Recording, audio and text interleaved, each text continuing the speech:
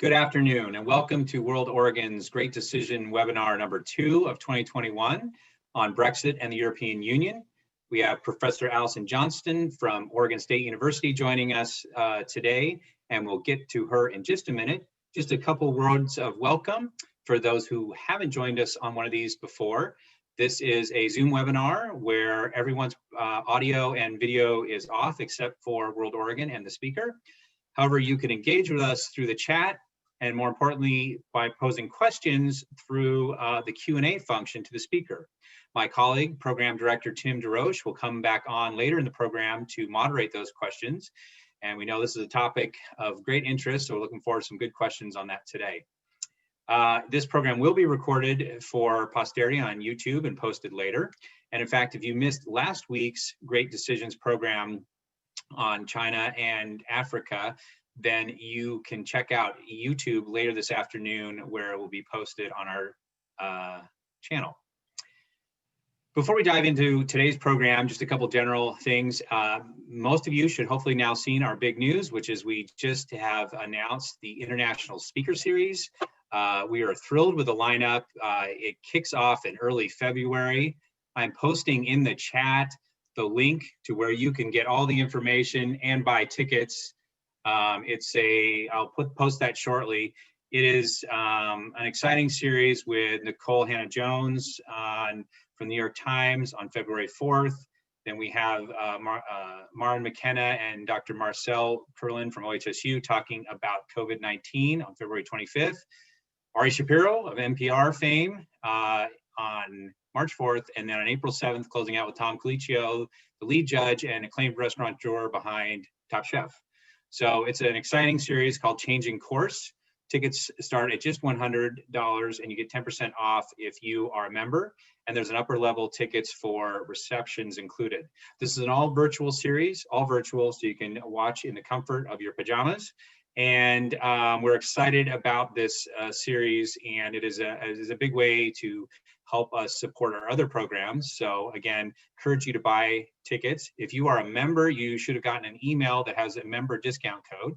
For some reason, you can't find that in your clutter or spam folder, please email us at community@worldoregon.org, and we'll be happy to share the code with you. Again, we'll post that link for ticket purchases shortly. And now on to Great Decisions. Many of you have purchased the book and are waiting for it. I know it has arrived at some people's homes. Again, they had a delay in shipping, but it is starting to arrive. So if you have ordered it and hasn't arrived, it should be here shortly. You can get instantaneous satisfaction by purchasing a Kindle version on the Foreign Policy Association website. Or if you order, you might want to select expedited shipping. Again, this is beyond our control, but we want you to be able to connect with that part of the talk.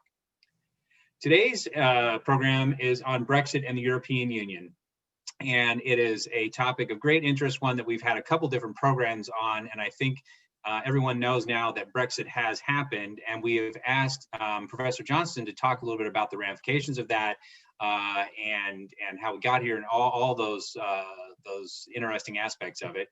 I'm just going to have a quick intro for her. We'll dive right in. She has a Bachelor of Science in Economics from the University of Washington after hailing originally from Minnesota.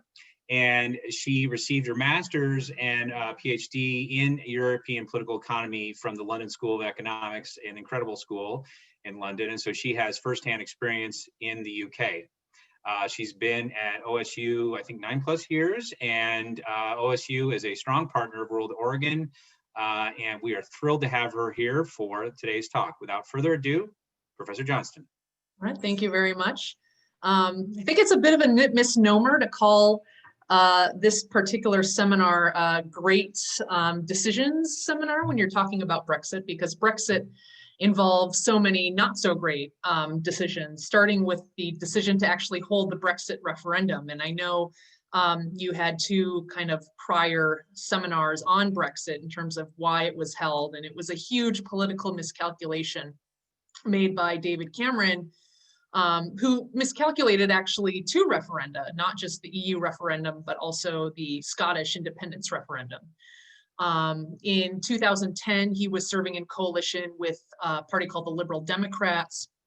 And as he was running for re-election in 2015, in order to kind of enhance the Conservatives' electoral appeal and also to kind of solve this split in the Conservative Party between the Eurosceptics who didn't want to be within the European Union or were much more combative towards it, and those that were more supportive. He promised that if the Conservatives won, he would hold a referendum on remaining in the EU. And, I think he became the victim of his own success because they did win a majority. They won a slim majority.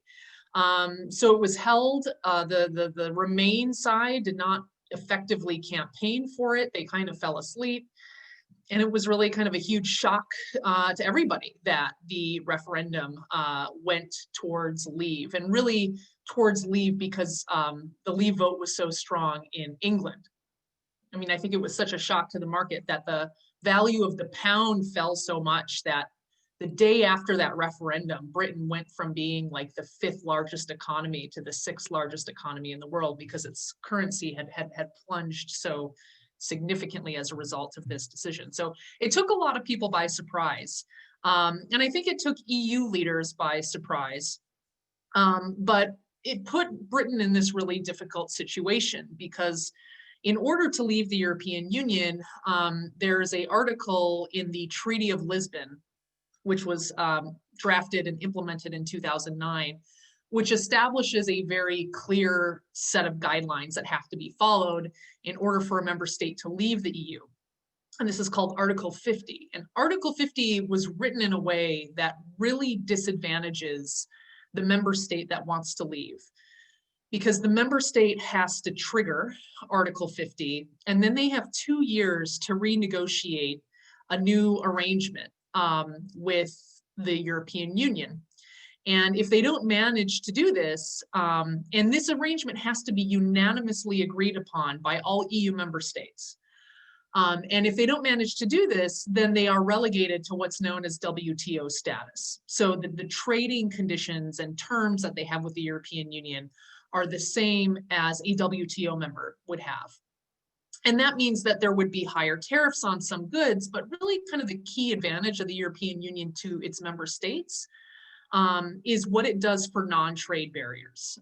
So the real kind of key barriers to trade in an era of comparatively low tariffs is that things like standards, border checks, health and security standards, paperwork, et cetera, all this stuff is really kind of the key impediment to trade as opposed to tariffs themselves. So all these things have to be renegotiated. I mean, Britain joined the EU in 1976, right? So you're talking about decades worth of relationships and agreements that now had to be unraveled. And unfortunately, because Britain had kind of, particularly in terms of trade agreements, when you join the European Union, amongst other things, the European Union has competency in its negotiating trade agreements for all of its members. And so Britain didn't need trade negotiators anymore because the EU conducted all trade agreements on its behalf. And so the EU just had this solid team of bureaucrats and negotiators that had ample experience negotiating economic relationships with other countries that the UK was kind of really learning with a very steep learning curve. And unfortunately, kind of the policymakers that were really, or politicians that were really pushing for Brexit didn't really fully understand how this worked. So there's kind of a huge burden on the member state itself to draft up the agreement. And if not, they would kind of go over this quote unquote cliff edge. And Theresa May, who became prime minister after David Cameron stepped down, while she wanted to kind of negotiate some aspects of this agreement before she triggered Article 50, because Article 50 would have that 2-year ticking clock, the European Union, whose member states were remarkably unified on making sure that Britain got a partnership that didn't equal that of being a member of the European Union. Even countries like Poland and Hungary, which are kind of crucial problem states for the European Union because of their kind of backsliding into authoritarianism, were very, very adamant that Britain should not get special privileges that other member states don't get, and particularly full and access to the European Union single market. So Theresa May eventually triggered it, I believe, in 2016, and really didn't have much of a bargaining hand in negotiating this agreement. You know, the head negotiator of the EU, Michael Barnier, was kind of always lamenting about how the British government was always coming unprepared to these meetings. They didn't really know how EU laws properly work. They were asking for things that weren't entirely feasible. And, you know, she had a very slim majority in the House of Parliament. She called this a snap election that proved to be even more of a miscalculation, because it actually resulted in what's known as a hung parliament, where the Conservatives had a minority government that was effectively working with the Democratic Unionist Party of Northern Ireland. But it took a very long time, and they did get extensions that were unanimously agreed upon by the European Union. But nevertheless, many people speculated that this final deal was going to basically look like something that the EU wanted a lot more than what the UK wanted, because the EU was not going to grant the UK the kind of access that they granted their own member states. So there was kind of a number of important issues. Obviously, immigration was perhaps one of the biggest drivers behind Brexit. Kind of the argument went that Britain didn't have full control over its own borders. And admittedly, particularly with the entry of the 10 former post-communist countries in Eastern Europe, when they entered into the European Union, you did have a significant number of Eastern Europeans coming to live and work within the UK. By initiative of its own prime minister, Tony Blair. So he kind of authorized and allowed the free movement of people into the United Kingdom. In the EU, there's something called the Schengen Agreement, which basically allows people to move and live freely in one EU member state in another. So for example, if you're a French citizen, you can go and take a job in Germany and not have to worry about getting a visa. The UK was not a part of that agreement, so it did have some control over its borders, but they did allow EU citizens to come and work and live within the UK. And I think there was about maybe 1.5 million, maybe 1.5 to 3 million EU citizens living and working in the United Kingdom. And you also have millions of British citizens living and working in the rest of the EU, particularly pensioners. British pensioners, kind of a popular retirement spot is southern Spain. And so now you had these 800,000 pensioners that weren't necessarily going to enjoy the privileges of being EU citizens anymore, having similar access to healthcare in the south of Spain compared to when they used to. So immigration and kind of the rights of EU citizens in the UK, of British citizens in the EU, was a major sticking point. Kind of access to EU markets. One major concern from the EU was Britain going to basically establish kind of a post-Brexit regime where they had a race to the bottom in terms of standards, working standards, environmental standards, food standards, which are set comparatively high and more rigorously in the European Union. And then actually an aspect of that is a part of the Brexit deal. There is a component, kind of an arbitration component within this deal that basically allows both sides to revisit whether one side is undercutting the common kind of EU standards unfairly, and can the other side retaliate or impose some sort of a trade sanction. So you have that aspect as well. The UK, London, the city of London in particular, is a major financial hub, not just in the EU, but also around the globe. And you have something in the EU called passporting. So this allows firms and banks to set up subsidiaries in other EU countries without having to go through much regulatory oversight in doing so. And this was something that was really problematic for these banks. And in fact, some of them did move their headquarters to Dublin and to Frankfurt because of this added obstacle dealing with Brexit. And so you had this aspect. More recently, kind of you had a lot of commotion about a common fisheries policy. This really kind of became quite salient in kind of the final hours, or not hours, the final weeks of the final Brexit bill, in terms of granting certain access to fish stocks, et cetera. But nevertheless, through kind of a series of deadline extensions, and then Boris Johnson entering in as prime minister, he really kind of made it his strong wish and strong intention to quote unquote get Brexit done. And I think really kind of coming down to the wire, people just assumed that this deal wasn't going to happen, that they were going to get a no deal, because the British government just kept floundering and flubbering about, to the extreme resentment and to the extreme disillusionment of the EU. But eventually a final deal was struck in December. And this deal is called the Agreement on the Withdrawal of the United Kingdom and Great Britain and Northern Ireland from the European Union. And it establishes a number of things. There's kind of a no tariff zone between the UK and the EU. But there are kind of greater border checks in terms of goods that go in and out of the EU.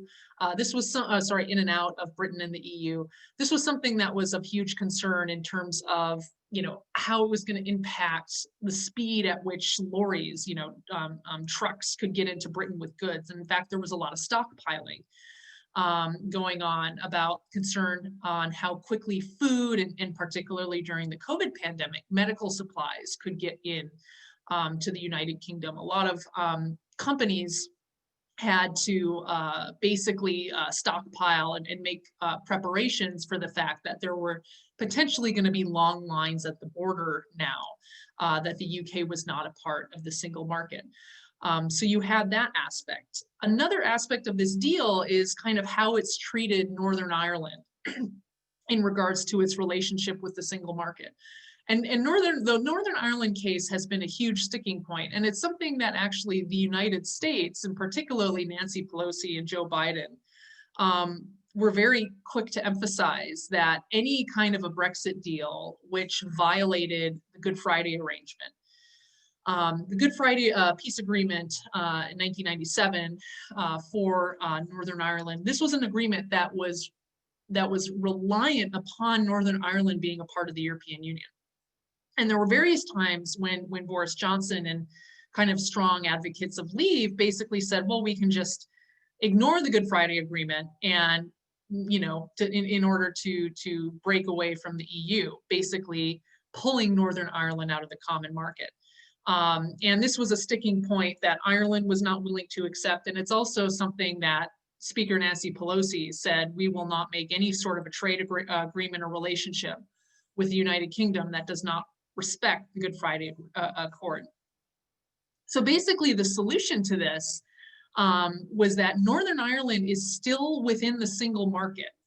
And there is a customs check between Northern Ireland and the rest of the United Kingdom. So essentially you have kind of a customs or a border between Northern Ireland and the rest of the UK in the North Sea.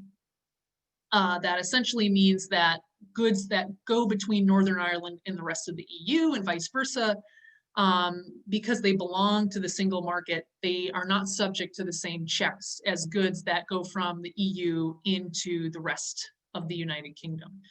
And this is also kind of posing some interesting problems in terms of logistics, moving goods back and forth between the rest of the UK and Northern Ireland and vice versa, and kind of the incentives that this also gives to businesses to relocate their headquarters to Northern Ireland so they can still have access to the single market. So averting kind of the violation of the Good Friday Agreement is also something that eventually came to pass with the Brexit withdrawal agreement, which has granted Northern Ireland greater access to the single market than the rest of the UK. In terms of various sectoral arrangements, British banks, as powerful as they were, they didn't get those kind of passporting provisions. There's kind of set agreements on access to fishing stocks. which various fisheries, public interest groups in the United Kingdom were not too happy about. But really, I think it's going to be kind of a wait and see in terms of what happens after Brexit. The kind of mechanisms are in place where the hope is that the relationship remains roughly similar and that the UK doesn't deviate too much from single market rules with the European Union. But nevertheless, there is a clause, a very kind of prominent feature of the agreement that allows basically both parties to revisit whether one thinks that they are unfairly undercutting the other party in some sort of a trade relationship that's giving them kind of an unfair advantage in selling their goods and their services. And these kind of, this arbitration system basically allows either party to make some sort of a retaliation against the other if they believe that their standards, their production standards, environmental standards, labor standards are deviating so far away from the others that it's giving that party an unfair comparative advantage. So I think there's kind of a lot of questions in terms of how this deal is going to work out that really only time can answer, that we don't really know right now. It's a deal where immediately right now things look kind of similar. The UK has obviously gained the capacity to basically stop other EU citizens from coming and living and working in the UK, which they could have done really up until the transition period was ended in December. But yeah, well, it remains to be seen in terms of what the United Kingdom does decide to do in terms of managing its economic affairs and kind of competing economically with the European Union, which is by far its largest trading partner.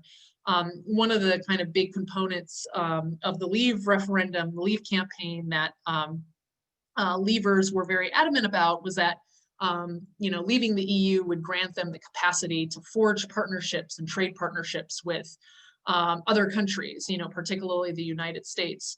But again, which is true, the United Kingdom could negotiate now its own trade agreement with the United States. But, unfortunately, the United States accounts for a much tinier proportion of trade with the United Kingdom than the European Union. So it remains to be seen what the consequences are going to be. I think understanding the economic consequences is even more complicated because of the COVID crisis, which has taken a significant economic hit on the United Kingdom as well as various other countries. So kind of many that are studying Brexit have kind of pointed out that Brexit's just going to prolong this pain. But I think kind of at this point, a more suboptimal deal has been negotiated. It's not no deal, and it remains to be seen in terms of how it's going to play out.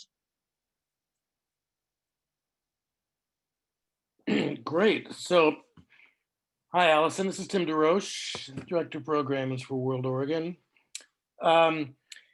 Remember, everyone out there, submit your questions through the Q&A function on your Zoom screen, and we will dive right in. So, Alison, let's talk a little bit about what this brings up in terms of the future of Scotland and what that might mean for other regions like Catalonia that have been kind of going through this sort of secessionist moment. Mm-hmm. So for those of you that kind of don't know the context with Scotland, Scotland voted overwhelmingly to remain within the European Union.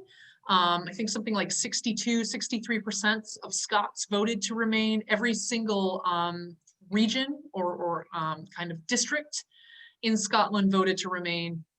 And the current party leading the Scottish Parliament, the Scottish National Party, essentially their primary goal is for Scotland to become independent. They managed to win a referendum on independence from David Cameron in 2011, 2012. And the reason why David Cameron granted that was because he thought that they were going to lose and that this would kind of settle independence for a generation. Even though they did lose, I think if anything, Brexit has really stimulated support for independence amongst those that voted to remain within the UK in 2014. So you have kind of a number of different problems going on with Scotland, and why, you know, this might pose a constitutional crisis with the rest of the United Kingdom. Not only did Scotland overwhelmingly vote to remain in the EU, but also they tend to be more pro-EU, they're more pro-immigration. They're a lot more resentful of the fact that a government in Westminster that has essentially written them off. Scotland is basically a region of the country that the Conservatives have not really deemed as an important part of the United Kingdom to kind of make campaign appeals towards, you know, they can win elections with just the English vote, so to speak. And, you know, when all kind of the chaos of what just happened occurred immediately after the Brexit referendum, really the only leader in the UK that was kind of acting competently was Nicola Sturgeon, who is the head of the Scottish National Party and the First Minister of the Scottish Parliament. And she was actually going and negotiating and reaching out to EU members and EU officials saying, look, is there a way that we can maintain a special relationship with the EU if the rest of the UK leaves? Because obviously we are strongly committed to the European project. And unfortunately that didn't happen because EU officials said, well, we can't treat different parts of a country, we can't expose them to different rules as another part of the same country. What does this mean so first off, what does this mean for Scottish independence? Well, I think kind of the crucial thing this time around is the reason why independence was a possibility in 2014 was because the British government did agree to it, and they agreed to it because they thought it wouldn't pass. So it was this big political gamble. Whereas now Boris Johnson has said resolutely, we're not having a Scottish independence referendum. You can, but we're not going to recognize it. So legally, it's going to be a lot more complicated for Scotland to try and declare independence if Westminster is not willing to, you know, recognize the referendum, which declares that, you know, a majority for leaving the rest of the UK. So that's kind of one complication. Those dynamics, those legal dynamics are no longer there, which kind of raises the question, well, how would Scotland separate if they can't do so through the recognition of Westminster? In regards to Catalonia, the Scottish National Party has actually been very politically diplomatic, because in order to join the European Union, or if Scotland became independent, in order to get back into the European Union, membership in the EU is something that also requires unanimity. So every single member state has to agree to Scotland entering the EU as a new member state. And Spain has routinely said, you know, we would not recognize this if it kind of exacerbates cleavages within Catalonia and gives rise to kind of greater separatist sentiments amongst the Catalonians. So this SNP has actually been quite, has really distanced itself from the Catalonian independence movement in an effort to try and appease Spain and to reassure Spain that it wouldn't really support the breakup of the country if they became an EU member. So in that regards, they haven't necessarily taken a pure ideological stance towards respecting separatism everywhere. They've really tried to distance themselves a bit from the Catalonian independence campaign in an effort to make or appease Spain so they wouldn't potentially block their entry into the European Union. So in your perspective, do you think that the City of London will now, as a result of this, decline as a world financial hub? And then as a follow-up to that, is there any chance of returning to the EU 5 to 10 years down the road if this has not gone as people suspected? So will this diminish the City of London's standing in global financial markets? Yes, I definitely think it will. And again, we see evidence that certain banks they began to relocate staff. Some cases relocating headquarters to the European Union, because even though London's financial markets are bigger and more developed, you know, you're talking about a single market with hundreds of millions of people in it, and banks don't want to lose access to that. And so whether London's going to be rivaled by Dublin or Frankfurt, I think that is very much a possibility that could occur within the next 5 to 10 years. A lot of international political economists, people in my field, have speculated that it is likely that this event will significantly damage the City of London's standing in global financial markets and give rise to real legitimate competitors in other EU member states. In terms of getting back into the European Union, of course, that is something that is very much a possibility. I don't think it's a possibility that it's certainly not a possibility that the Conservative Party will propose to the rest of the country within the next 3 to 5 years or 10 years, or very long way down the line. I think the Labour Party would be a bit reluctant to propose a similar referendum, because this was also something that did provoke provoke a rift in the Labour Party as well. You had these kind of regions in the north that used to be industrial powerhouses, and were really kind of witnessing the significant economic consequences of deindustrialization, factories shutting down, etc. And these regions did vote overwhelmingly to leave the European Union. So the Labour Party has also really had to juggle, how do you cater to voters that vehemently want to stay in the EU and those that really want to leave and don't want to be in the European Union. And I don't think there's currently an appetite amongst the current Labour leader to make any sort of an effort to get back into the EU. So I don't think the UK becoming an EU member within the next 10 years, I don't think is very likely. I think Brexit was something that was so polarizing that both of the major parties are just very reluctant to kind of open that Pandora's box again. In the event that the UK did, though, decide that it wanted to rejoin the EU, it would have to go through a much more rigorous application process than it did in 1976 or 73. Because in 1995, with the pending entry of these kind of former communist bloc countries, the EU agreed to something called the Copenhagen criteria in order for member states to become, in order for candidate countries to become EU members. They had to basically adhere to 3 things. They had to have a democracy, a kind of a liberal political system that respected individual and human rights, independent judiciary, freedom of the press. That's something that the UK, basically fulfills. That wouldn't be problematic. The second requirement is that they have a free market economy, also something that the United Kingdom would have no problem in fulfilling. But the third component of having to join the EU is something called the acquis communautaire, which essentially means that in order to join the European Union, you have to adopt all EU legislation in full. So you have to adopt all the treaties that have been passed in the European Union to date, which means you have to join the euro. You would have to sign on to the Maastricht Treaty. And in 1992, the United Kingdom decided to opt out of the Maastricht Treaty. So all these things that the United Kingdom was able to opt out of when it was a member, it would now have to join and fulfill and do.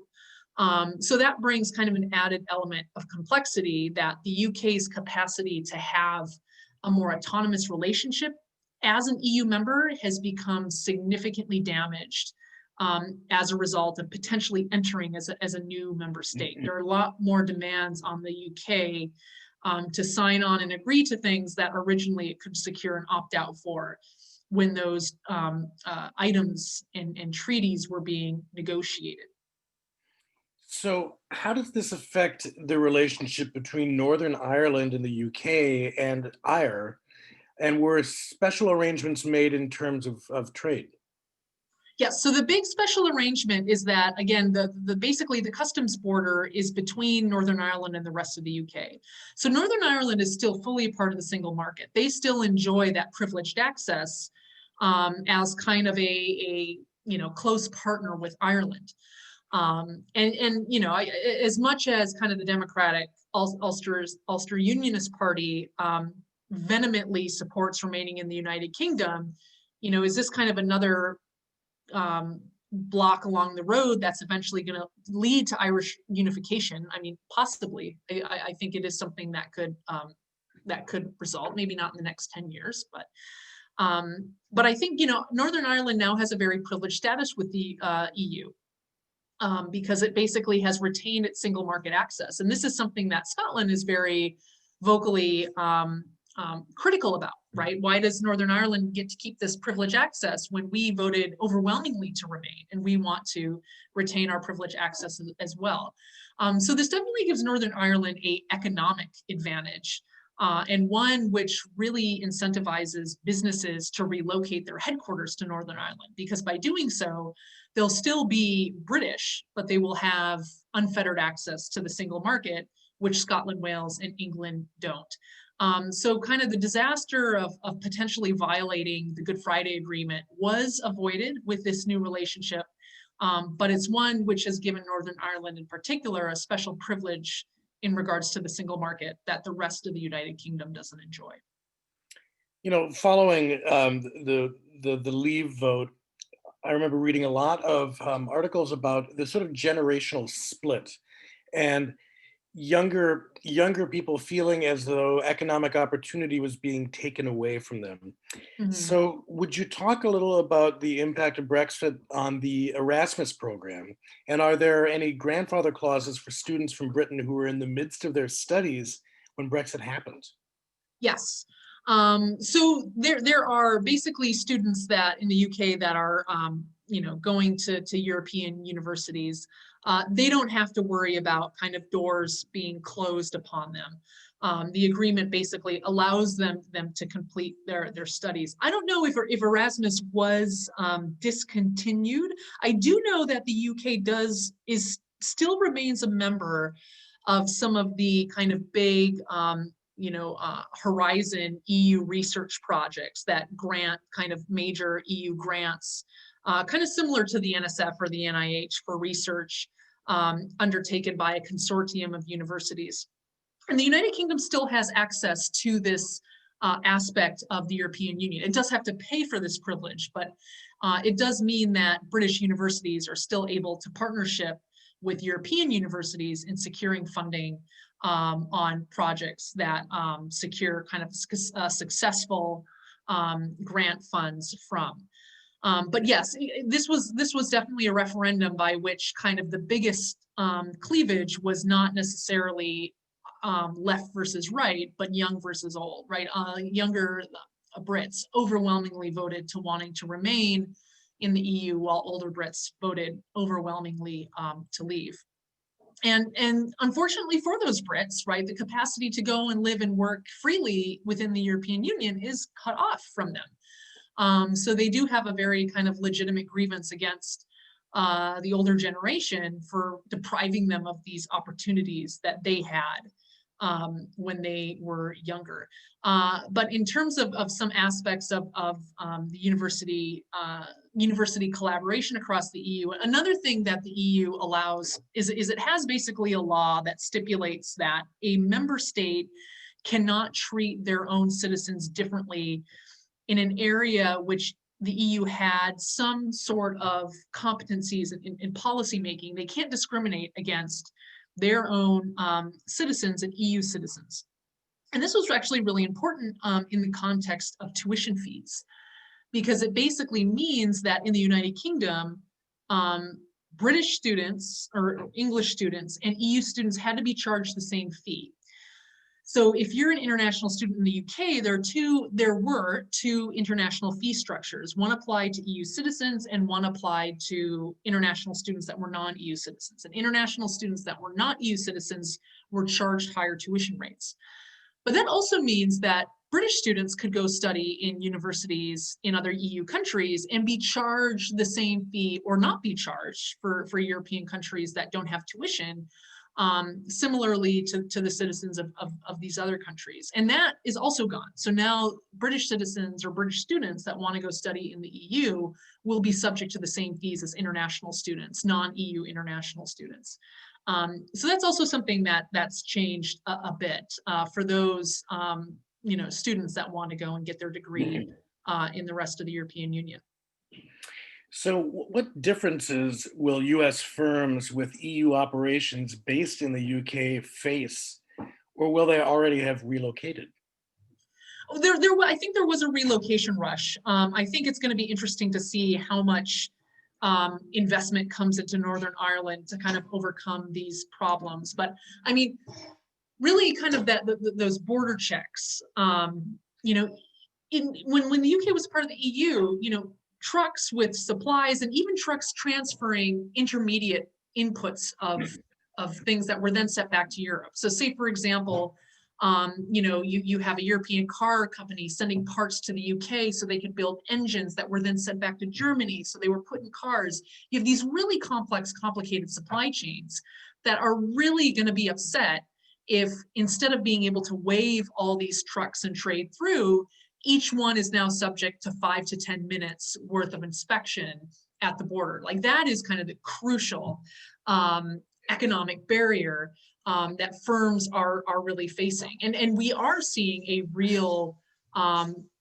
disadvantage or a real result of that. There's been a lot of anecdotal evidence of British firms saying, we're trying to gain access to these parts and we're not able to. And so if you're an American firm and you want to set up a subsidiary somewhere in Europe, it's much more advantageous for you to do so in an EU member state where you'll have access to a market of 5 to 600 million people than in a country with just 66 million people. So this was another argument that wasn't raised as effectively as it could have been by the Remain campaign, that this is going to incentivize a lot of businesses to leave and a lot of foreign investors and foreign businesses to not set up shop in the United Kingdom. And it's definitely a lot more advantageous if you're just talking about access to a market to target the EU rather than the UK. So the Obama administration failed to muster support for the TPP, which, with a lot of pushback from activists who were unhappy with multinational corporations having the upper hand. Mm-hmm. Do you think that the Biden administration will negotiate a new multinational trade agreement with England as a partner as a result of Brexit? And if so, will this disadvantage the US in trading with the EU? I think that if the US had to choose between which agreement to negotiate, it would prefer the European Union. So, and I should stress, negotiating trade agreements take a lot of time. I mean, the European Union negotiated a trade agreement with Canada called CETA, and it took like 7 to 9 years to do it. So even between a country that was very willing to set up a trade agreement with the EU, you still had these kind of long, lengthy complications.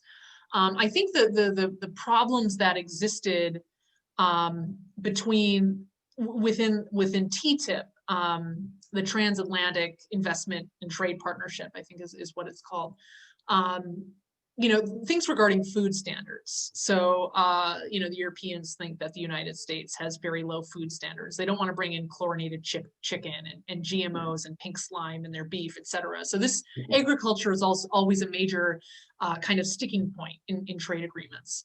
The investor state dispute settlement mechanism. This would basically allow American investors to take European governments to court if they have laws that disadvantage their business dealings within their countries that they aren't subject to the United States. But these sticking points would also exist with the UK trade agreement, right? I mean, even though I would say that EU food standards are probably a little bit higher than Britain's, you did have kind of common talking points about a concern that a negotiated trade agreement between the UK and the US was going to bring chlorinated chicken into the United Kingdom. The investor state dispute settlement, this is a mechanism that is present in every major trade agreement. So I would say from the US's perspective, it makes much more sense to try and maybe revitalize that agreement with the EU, but the same sticking points in the TTIP negotiations will probably also exist with the United Kingdom. So I've got a couple of sort of nuts and bolts, brass tack questions, and I'm gonna sort of mash them into one question. But A, what are some of the day-to-day effects of Brexit on citizens of the UK? And can you speculate on what things might look like in 5 years? What could go right? what could go even more terribly wrong? Well, I think kind of one of the problems of asking this question right now is, given the disastrous effects of COVID on the economy, it's really actually quite hard to see the disadvantages of leaving the EU because the economy is already doing so poorly. I think kind of the main area where people are really seeing these problems is kind of delays at the border. And this has caused a lot of problems for some firms that are dealing with EU supply chains or trying to kind of export and import goods and services to the European Union. But I think, at least for now, given how disastrous COVID has been, we've not really seen the effects of Brexit so clearly as we would have if COVID wasn't happening. How are things going to look, 10 years from now? It'll be interesting in terms of how quickly will kind of these security checks be routinized and speeded up in terms of delivery. Because I mean, the European Union, as annoying as the United Kingdom has been throughout this whole process, they too have an interest in ensuring that trade faces, minimal distortions coming from the UK back into the EU. But yeah, I think in terms of what's going to happen within the next 10 years, it'll be interesting to see, what happens to trade flows between the two blocs, and also, geopolitically. Is the UK going to be valued less because it's not in the European Union than compared to when it was an EU member state? Scholars of kind of the transatlantic relationship point out that kind of one sweet part of the transatlantic partnership between the UK and the US was that the UK had a seat at the table at the European Union. So they were kind of the US's direct line into the EU, whereas they don't have that anymore. And Irish politicians and policymakers have actually been very entrepreneurial in the United States in terms of trying to increase their profile amongst kind of leading politicians. So, I mean, geopolitically, I think, we'll see if the UK is effectively sidelined in kind of major efforts at coordinating and cooperating, economic, environmental, political efforts to, address certain problems. But trade-wise, I think, until COVID is fully rectified, it will be difficult to see just how badly the UK, or how much worse off the UK is now as a result of not being a EU member state. So I'm wondering if you can address the reaction or the lessons learned from the EU point of view. And, are there rumblings about the next country who might move to exit the EU? Mm-hmm. Yeah, I mean, I would say this definitely marked an existential crisis for the European Union. But I also have to say that the UK is a unique EU member state. In the sense that it's always been critical of Europe. It's always been critical of the EU. Successive conservative governments have always used the EU as a whipping post in terms of blaming it for Britain's problems, etc. And actually, right after the referendum, when things were just very chaotic, support for the EU within Eurosceptic countries like Denmark actually increased. So, but nevertheless, kind of populist forces are gaining quite a bit of traction in other European countries. I think if anything has done a lot to try and quell those populist forces, it's actually been the COVID pandemic. So the COVID pandemic has shown very starkly that protest parties that don't really know how governments work and know how to use government in order to coordinate a massive response against a pandemic or an economic crisis.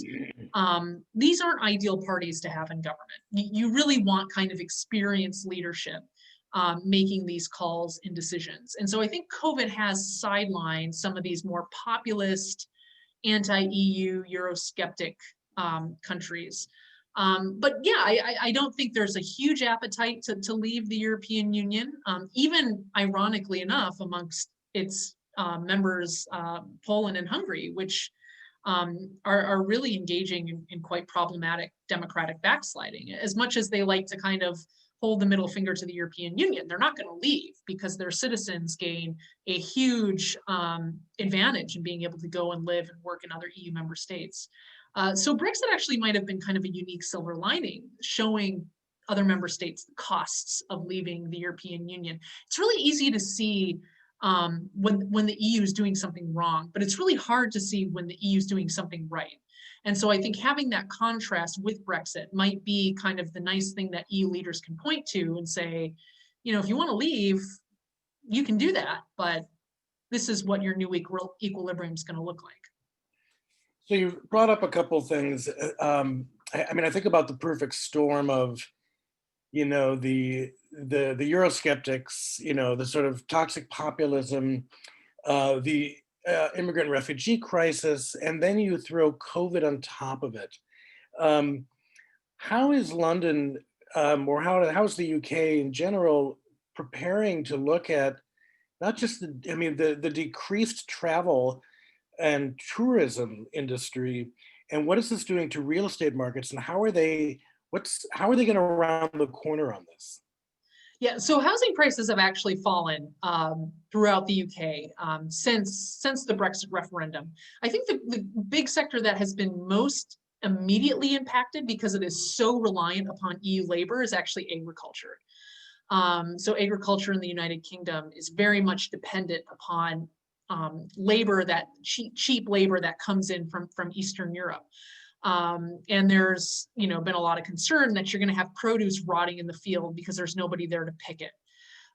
So I would say of all the sectors that have been most adversely affected and who the effect of kind of cutting off the free movement of people has been most impacted by, it's definitely been agriculture.